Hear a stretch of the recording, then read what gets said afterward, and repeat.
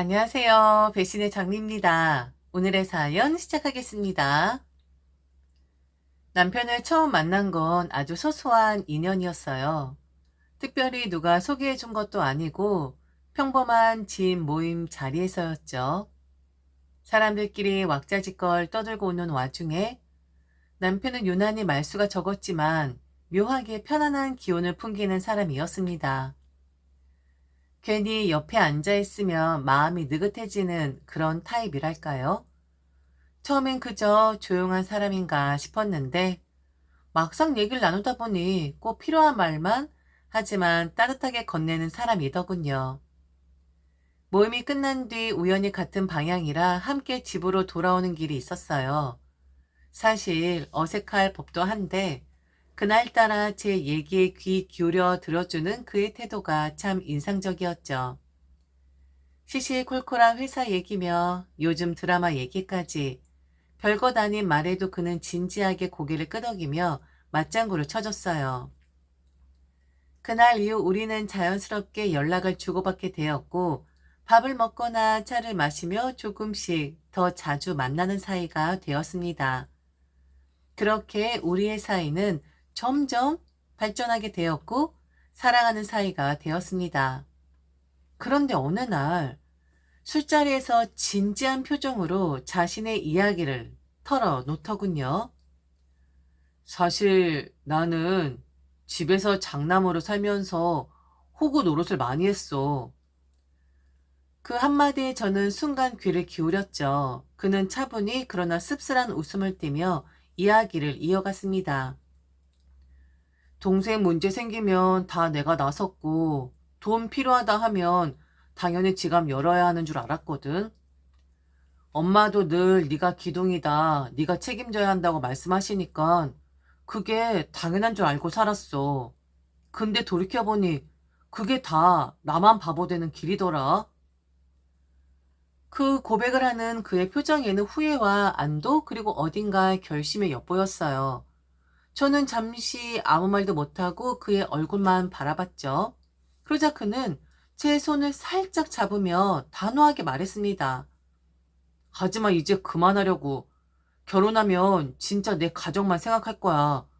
더 이상 우리 집 일에 휘둘리거나 호구처럼 살진 않을 거야. 아니, 나 사실 좀 벗어나고 싶어. 유정아, 나를 좀 도와줄 수 있어? 나 이제 끊어내고 싶어. 호구 노릇을 말이야. 그 말이 제 마음을 크게 흔들었습니다. 누구나 가정사 하나쯤은 있지만 스스로 고쳐 나가려는 의지를 보여주는 건 쉽지 않은 일이잖아요. 저는 그날 그 사람이라면 함께 인생을 걸어도 되겠다는 생각이 들었습니다. 무겁던 고백이었지만 오히려 저에게는 든든한 약속처럼 느껴졌죠. 그 뒤로 우리의 만남은 훨씬 진지해졌습니다. 사소한 데이트를 해도 그는 제게 늘 가정을 지키고 싶다는 의지를 보여주었어요. 손을 잡고 걷던 어느 날 그는 조용히 말했죠. 나랑 결혼하면 진짜 너만 지킬 거야. 너 하나만 바라보는 그런 남자 말이야. 그 다짐이 있었기에 저는 그와 결혼을 결심했습니다. 더 이상 시댁의 기둥이 아니라 나와 함께 우리 가정의 기둥이 되어줄 거라 믿었으니까요. 결혼 초반, 남편은 약속대로 제 편을 들어줬습니다. 결혼 전 그렇게 큰 소리로 말했던 대로 더 이상 시댁에 지원하지 않았고 우리 가정만 바라보며 살겠다고 다짐했던 그대로 행동했죠. 저는 속으로 아, 이 사람 믿길 잘했다 싶었어요. 그런데 문제는 시어머니와 시누이였습니다. 남편의 지원을 거두자마자 두 사람은 그 화살을 제게 돌렸거든요. 우리 아들을, 우리 오빠를 네가 빼앗아 갔다는 식으로요. 남편이 호구 노릇을 멈춘 게 제 탓이라고, 제가 남편을 꼬드겨 가정을 등지게 만들었다고 떠벌리고 다니는 겁니다. 특히 시어머니는 입에 담기 힘든 모욕까지 서슴지 않았습니다. 어느 날은 제 친정집에까지 전화를 해서 제 어머니께 대놓고 이렇게 말했다지 뭡니까? 딸년 참 잘 키우셨네요. 우리 아들 빼앗아 가서 기분 좋으시겠어요? 네 딸 우리 집 기둥 뽑아간 거야. 호강이 겨운 년. 잘할 줄 알았는데 완전 뒤통수 맞았지 뭐야? 당신 딸년 뭐야? 어? 완전 뭐 하는 년이냐고? 그 얘기를 들은 친정 엄마는 분노와 수치심에 손이 부들부들 떨리셨다고 해요. 저 역시 그 말을 전해 듣는 순간 피가 거꾸로 솟는 기분이었죠. 결혼 생활을 이제 막 시작했을 뿐인데 벌써부터 이런 모욕을 당해야 하나 싶어 가슴이 미어졌습니다. 그럼에도 저는 참고 넘어갔습니다. 결혼이라는 게 단순히 두 사람만의 문제가 아니라는 걸 뼈저리게 느끼고 있었으니까요. 그런데 문제는 그렇게 모진 소리를 듣고도 남편은 무심했습니다. 그냥 흘려 듣자. 엄마 성격 원래 좀 그렇잖아. 라며 저를 달래는데 그쳤죠. 그때 이미 예고편은 시작되고 있었던 겁니다. 결혼한 지 딱 1년이 지난 무렵 남편은 결국 본색을 드러냈습니다. 어느 날 퇴근 후 다소 무거운 표정으로 저를 앉혀놓더니 뜬금없는 말을 꺼냈습니다. 저기 오늘 동생이랑 오랜만에 통화했는데 뭐? 아가씨랑? 왜? 무슨 일 있대? 그게 아니라 걔가 빚이 좀 있대. 한 1억 정도라는데 내가 오빠니까 내가 좀 갚아줘야 하지 않을까? 오늘 나한테 부탁을 하더라고. 뭐라고? 당신 지금 무슨 소리 하는 거야? 우리도 대출 갚는 거 빠듯한 거 알잖아. 1억을? 그걸 왜 우리가 갚아? 내가 오빠잖아. 미정아. 아, 나 그동안 모른 척 했었잖아. 그런데 내가 우리 집 기둥인 건 사실이고, 동생이 망가지면 결국 엄마도 힘들어지는 거고, 그러면 우리 가정도 편할 날이 없을 거야. 이게 마지막이야. 한 번만 도와주자.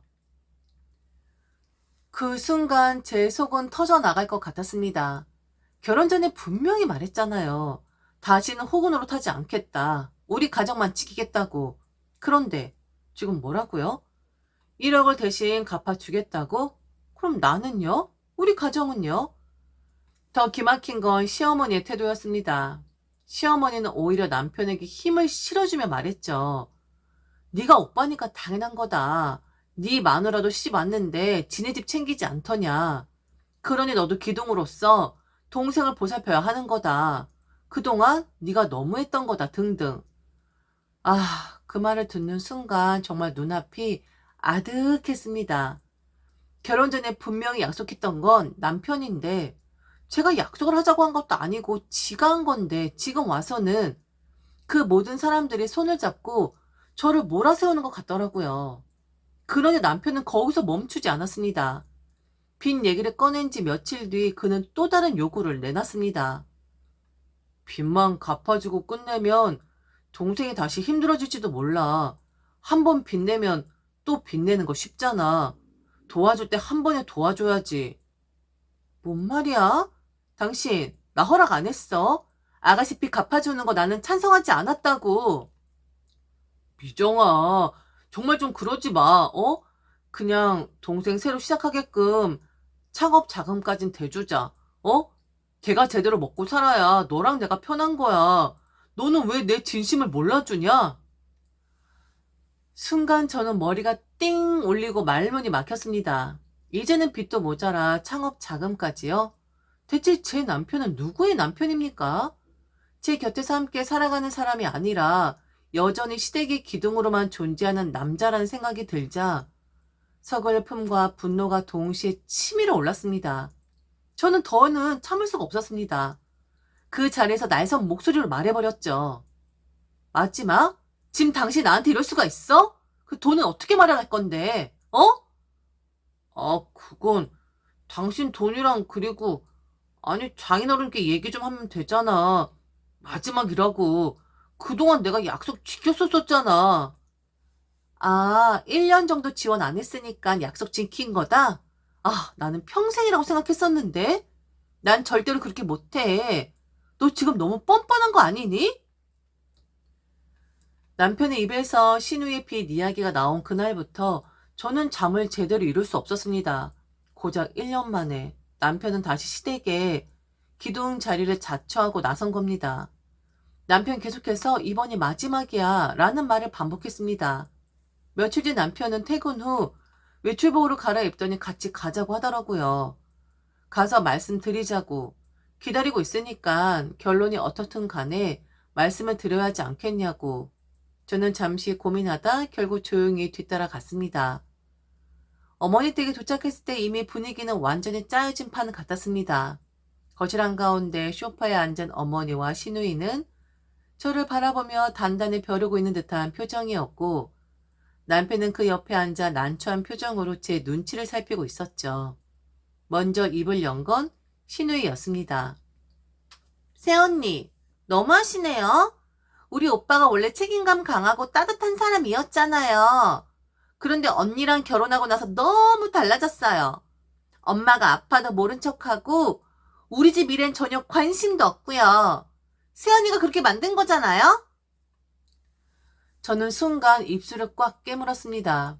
남편이 스스로 선택한 결혼이고 저와 함께 만들고 있는 가정인데 왜 그 모든 책임이 제게 돌아와야 하는 걸까요? 시어머니는 더 노골적이었습니다.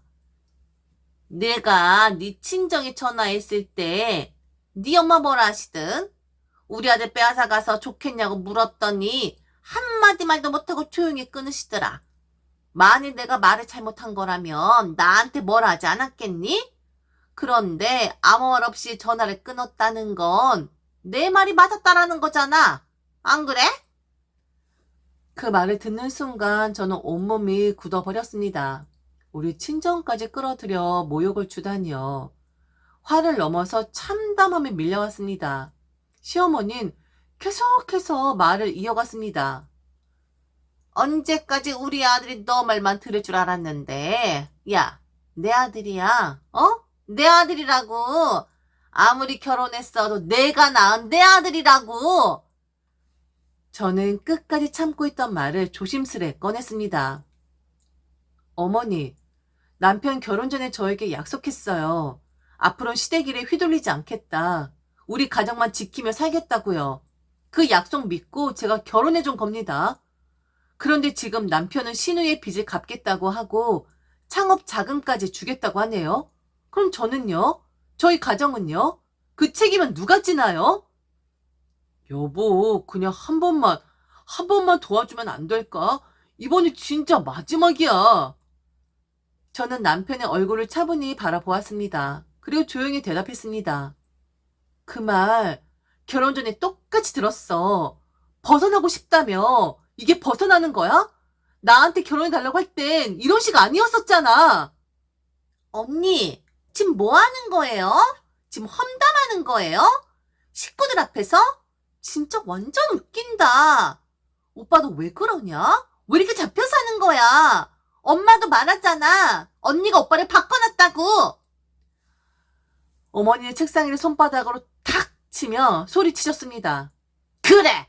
네가 편하게끔 만든 거야. 뽑아간 기둥 다시 돌려줘. 네가 우리 아들 데려갔잖아. 호강할 줄 알았더니 우리 아들 인생은 말려 죽이네. 좋습니다. 제가 원하던 바예요. 호구 노릇은 네 혼자 해. 나 이제 내려놓을 테니까. 뽑아간 기둥 반품할게요. 순간 거실은 조용해졌습니다. 저는 결국 이혼소송을 진행했습니다. 결혼을 지키려 애쓴 건 저였고 무너지게 만든 건 남편이었기에 더는 미련을 두지 않기로 했습니다. 그런데 소송이 한창 진행 중이던 어느 날 남편이 갑자기 말을 꺼냈습니다. 여보, 그냥 소송 취하하자. 나 잘못했어. 정말 당신 말이 다 맞았어. 처음엔 또 무슨 연극인가 싶었죠. 하지만 그의 얼굴엔 이전과는 다른 완전히 지친 기색이 역력했습니다. 알고 보니 신우의 빚이 단순한 개인 채무가 아니었습니다. 남편이 갚아준 줄 알았던 1억 외에도 신우이는 불법적인 대출을 돌려막기 하고 있었던 겁니다. 하나를 막으면 다른 하나가 또 터지고 그걸 막으면 또 다른 데서 빵 터지고 끝이 없었죠. 제발 다시 받아줘. 나 진짜 이제야 깨달았어. 내가 얼마나 어리석었는지. 당신 없으면 안 돼. 제발 우리 다시 시작하자. 저는 그 모습이 가여워 보이기도 했지만 마음은 움직이지 않았습니다. 이미 너무 많은 신뢰가 무너졌고 감정은 닳고 닳아 바닥을 드러낸 지 오래였으니까요. 그렇게 기둥이라고 하더니만 뽑아 먹으려고 세워둔 기둥이었나 보네. 야, 내가 왜 너랑 함께 하겠니? 너랑 함께하면 썩어 문드러질게 자명한데. 그렇게 저는 남편의 마지막 눈물까지 매정하게 외면했고 결국 이혼은 성립됐습니다. 남편은 위자료를 제게 지급했고 신우의 불법 채무들을 정리하느라 결국 저희 부부가 함께 살던 집까지 내놓을 수밖에 없었습니다. 그 이후 남편은 시댁의 좁디 좁은 단독주택으로 되돌아가 어머니 신우와 함께 살게 되었습니다. 말하자면 호구로 정식 복귀한 거죠. 그렇게 시어머니는 아들의 인생을 망쳤고 신우이는 오빠를 빚더미에 앉혔으며 남편은 결국 자기가 지키겠다고 큰소리치던 가정 하나 지키지 못하고 모든 걸 잃었습니다. 결국 그 집안엔 기둥이 없었습니다. 기둥처럼 굴던 사람도, 기둥처럼 의지하던 사람도 사실은 그냥 서로를 좀먹기만 했던 거였죠. 후회는 없습니다. 이런 남자 다시 받아줬다면 아마 또 이런 일 없을 거라고 그 누가 확신을 하겠습니까? 핏줄은 그 무엇보다 강한 거니까. 그 핏줄에 연연하며 평생 호구로 살 전 남편이 살짝 애처로울 뿐이네요. 지금까지 들어줘서 진심으로 감사합니다. 이상 배신의 장미였습니다.